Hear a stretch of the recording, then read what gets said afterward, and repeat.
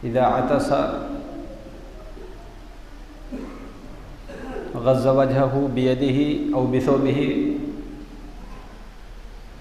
व यग़ुज़्ज़ु सौतहु औ कमा क़ाल अलैहिस्सलातु वस्सलाम। दोस्तों बुज़ुर्गों, वक्त भी कम है, अफराद भी कम है, अल्लाह की रहमत बरस रही है। अल्लाह इस बारिश को उम्मत के लिए, पूरी इंसानियत के लिए नफ़ा बख्श बना दे और हर तरीक़े से नुकसान से हमारी हिफाजत फरमाए। मुख्तसर गुफ्तगू आप हज़रात के सामने आज पेश कर दी जाती है। फिर आइंदा जुमा इंशाअल्लाह जो पुराना मज़मून चल रहा था निकाह और शादी के ताल्लुक़ से, वो जो कुछ बातें रह गई थी वो पूरी कर दी जाएंगी। अल्लाह कहने और सुनने के अमल की तौफ़ीक़ अता फरमाए। हदीस पाक में हुज़ूर सल्लल्लाहु अलैहि वसल्लम का मामूल ये था कि जब आपको छींक आती थी, ये हर इंसान के साथ फितरी है, आपको भी जब छींक आया करती थी तो उस वक्त आपका अमल ये हुआ करता था कि आप अपने हाथ से या किसी कपड़े से, दोनों हाथ से या किसी कपड़े से अपने चेहरे मुबारक को ढाँप लिया करते थे। ये अदब है। और आवाज़ को पस्त रखते थे, आवाज़ तेज़ ना हो। तो इसमें तीन बातें काबिल लिहाज हैं। सबसे पहली बात तो ये है कि हमारे साथ जब छींक का मामला हो, और छींक अच्छी चीज़ भी है, आप सल्लल्लाहु अलैहि वसल्लम ने इसकी तारीफ़ भी फरमाई है। जमाई एक होती है और एक छींक, दोनों के मुकाबले में फरमाया कि छींक जो है ये इंसान के सेहत के लिए बेहतर है, और जमाई तो एक सुस्ती और शैतान का असर है। तो उसमें तीन बातें। पहली बात तो ये है कि ये हुजूर पाक सल्लल्लाहु अलैहि वसल्लम का अमल मुबारक है जिसे सुन्नत कहते हैं, लिहाजा हमें सुन्नत समझ करके इस पर अमल करना है। चेहरे को हाथ से या कपड़े से ढाँक के रखना है। ऐसी जगह मौजूद है, कपड़ा आपके पास है, कोई रुमाल है, कोई दस्ती है, कपड़े लोग रखते हैं सर्दियों में या धूप की वजह से, तो चेहरे को ढाँपें और आवाज़ को पस्त करें। और हुजूर सल्लल्लाहु अलैहि वसल्लम की मुस्तकिल सुन्नत है ही है, तो सुन्नत समझ करके इस अमल को करना है। और उसके जो फ़ायदे हमारे सामने वो तो है ही है। आज सारी दुनिया जो कोरोना और कोविड-19 से परेशान है, वो यही बात तो कह रहे हैं कि इंसान अपने आप को, अपने नाक को, अपने चेहरे को, अपने मुंह को बंद करके रखे, मास्क लगा करके रखे, ताकि उसका जो असर है वो दूसरों को ना पहुंचे। तो ये तो बहुत पहले हमको तालीम दे दी गई थी, लेकिन हर वक्त लगाना ये एक बीमारी की वजह से है। लेकिन छींक के वक्त चूँकि जरासीम बाहर निकलते हैं, एक भद्दी से आवाज़ होती है और एक चेहरा बिगड़ता है, तो किसी इंसान को कराहत ना हो, ये है इसका सबक। अमल करना है इस नियत से कि हुजूर सल्लल्लाहु अलैहि वसल्लम का यही मुबारक अमल था। और तालीम इस बात की है कि आसपास में बैठे वाले मजलिस में किसी को कोई कराहत महसूस ना हो। कराहत का सबब है इसमें। अब आदत थोड़ी है जो हरकत चाहे मजलिस में बैठ के कर जाए, नहीं, बिल्कुल मना है। अब ये हरकत कोई पढ़ा लिखा करे तब भी गलत है, अनपढ़ करे तब भी गलत है। कि छींक आ रही हो तो आवाज़ भी बुलंद करे और हाथ पैर भी फेंक दे और उस चेहरे को भी ना ढाँपे, सर को भी और आवाज़ को, और कोई मतलब एक बेहुदा जो हरकत होती है मजलिस की, अगर वो करने लगे तो फिर वो नबी सल्लल्लाहु अलैहि वसल्लम की तालीमात से बिल्कुल बेबहरा है, खाली है, उसे अंदाज़ा नहीं है। और नबी की तालीम में सबसे बड़ा दर्जा ये है कि सुन्नत है, उस पर अमल करेंगे तो नूर आएगा, नूर हमारे अंदर। नबी की सुन्नत से मोहब्बत आएगी, उसकी बरकत से दूसरी सुन्नतों पर अमल करना अल्लाह आसान फरमाएगा। पहली बात तो ये है। फिर उसके जो असरात हैं, नुकसानात हैं, वो हम अपने आप को भी बचाएंगे, क्योंकि हम जब इस पर अमल करेंगे तो दूसरा भी यही करेगा ना। भाई ना हम अमल कर रहे हैं, छींक रहे हैं, तो उसके जरासीम फैल रहे हैं, दूसरा यही कर रहा हो तो फिर तो उसके बुरे असरात पड़ेंगे। और किसी को कोई कराहत, तकलीफ़ का एहसास, शरीयत में सबसे ज़्यादा ज़ोर इस बात पर दिया गया है, तकलीफ़ ना हो किसी को। मसला है बाकायदा, अगर कोई आदमी जुज़ाम का मरीज़ है या कोई ऐसे घिनौना कोई मर्द लग गया, खुदा ना खास्ता, मर्द बुरा नहीं है तो अल्लाह की तरफ से, उस पर सब्र करेंगे, अल्लाह की मशीयत पर जब हम राज़ी होंगे तो उस पर भी सवाब है। लेकिन फरमाया ऐसा कोई मर्द है जो मुताद्दी हो सकता है या उससे किसी को घिन आ सकती है, फरमाया कि वो घर में नमाज़ पढ़े, मस्जिद में ना जाए। हज़रत उमर फ़ारूक रज़ियल्लाहु अन्हु के ज़माने में एक साहब आए, ज़ईफ़ थे, उनको जुज़ाम का मर्ज़ था, इसको हम बर्स कहते हैं, कोड़ का मर्ज़ कहते हैं। वो तवाफ़ कर रहे थे, तो हज़रत ने उन्हें मना कर दिया कि देखो ये तुम्हें बीमारी लगी हुई है, इससे दूसरों को तकलीफ़ होती है, लिहाजा तुम अब तवाफ़ को मत आया करो, घर में रहा करो। अल्लाह की मर्ज़ी, कुछ दिन के बाद हज़रत वफ़ात पा गए। फिर उनके आस पड़ोस के किसी आदमी ने, जो वहाँ पर मौजूद था वाक़ये के वक्त में, जिसको हज़रत ने मना किया था, आज की पहले की जो हालात थे। आज से मत तौलो, आज तो इतनी लंबी भीड़ होती है कि एक दूसरे का पता नहीं। चंद लोग हुआ करते थे तवाफ में, 10, 20, 100, 200 आदमी, और क्या होंगे।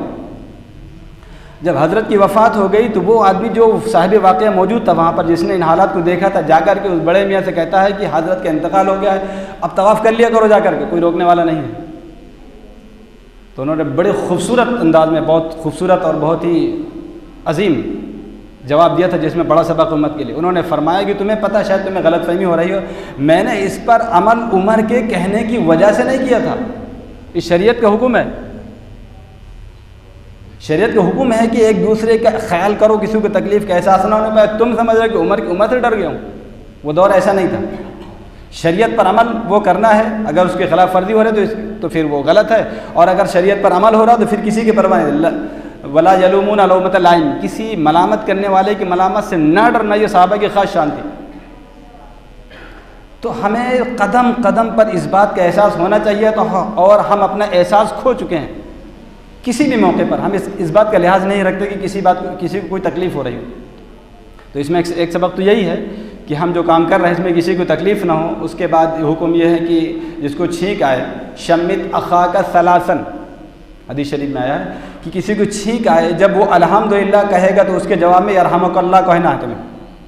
जिसको छींक आए वो क्या कहेगा? अल्हम्दुलिल्लाह, अल्लाह तेरा शुक्र है। एक सुरूर, एक हल्कापन महसूस होता है। अल्लाह के नबी की तालीम यही है। जब वो अल्हम्दुलिल्लाह कहे, आसपास में किसी ने सुना है तो उसकी ज़िम्मेदारी है कि उसका जवाब देकर के यरहमुकल्लाह कहे, अल्लाह तुम पर रहम फरमाए। फिर आपने क्या फरमाया? शम्मित अखा का सलासन व इन ज़ादा फहुव ज़ुकाम, 3 मरतबा ये अमल कर सकते हो। छींक आई, फिर यरहमुकल्लाह कहा, फिर कहा, फिर 30, चौथी मरतबा करा तो कहा इसको छोड़ दो, फिर ये तो बीमार है, इसे ज़ुकाम की शिकायत हो गई है, फिर बार बार कहने की ज़रूरत नहीं है। आपने खुद फरमाया वही फहुव ज़ुकाम, ये इसको ज़ुकाम हो गया, लेकिन 3 मरतबा कह सकते हो। दूसरी तालीम ये है। तो इसमें एक हमदर्दी, एक नबी करीम सल्लल्लाहु अलैहि वसल्लम की सुन्नत, और किसी को तकलीफ़ के एहसास से बचाना, और ये सहाबा कराम का ख़ास मामूल था। और शरीयत में इस बात पर बड़ा ज़ोर दिया गया है। मैंने एक मिसाल दी हज़रत उमर फ़ारूक रज़ियल्लाहु ताला अन्हु के दौर की।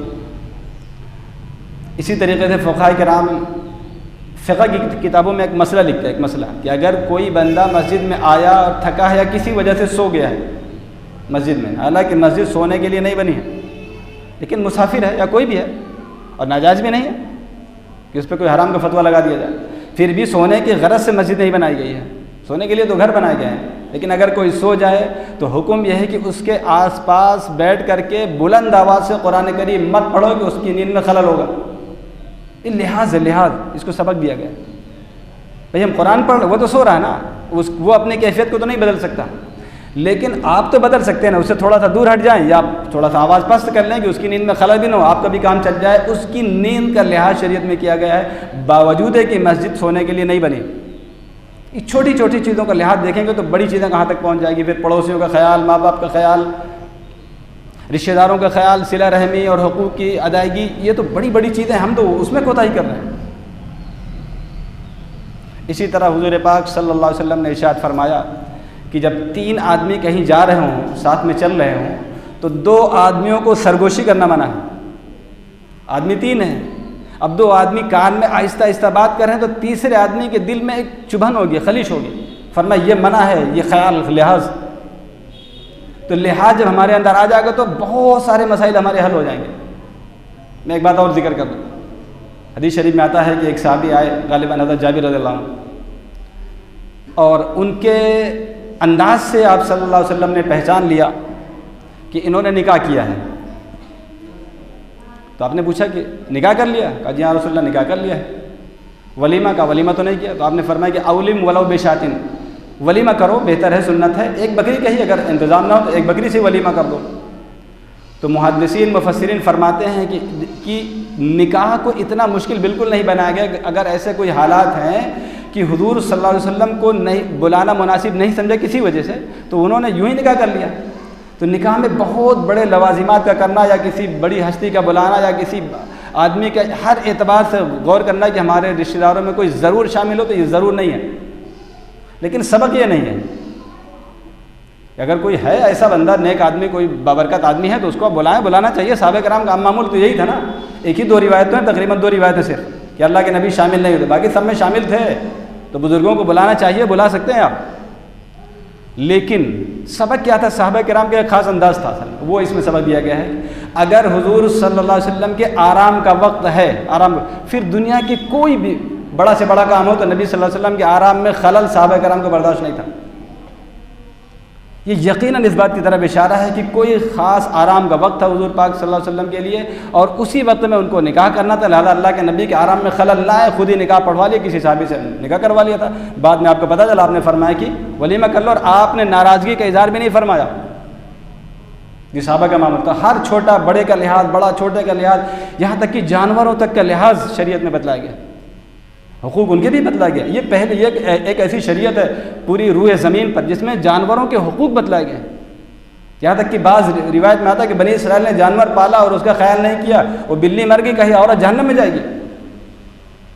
तो जहाँ पर जानवरों के हुकूक बताए गए हैं, वहाँ पर इंसानों के हुकूक भूल जाए तो फिर वो अल्लाह की नज़र से गिर जाएगी, नबी पाक सल्लल्लाहु अलैहि वसल्लम की तालीमात से जब हट जाएगी तो अल्लाह के ग़ज़ब का शिकार हो जाएगी।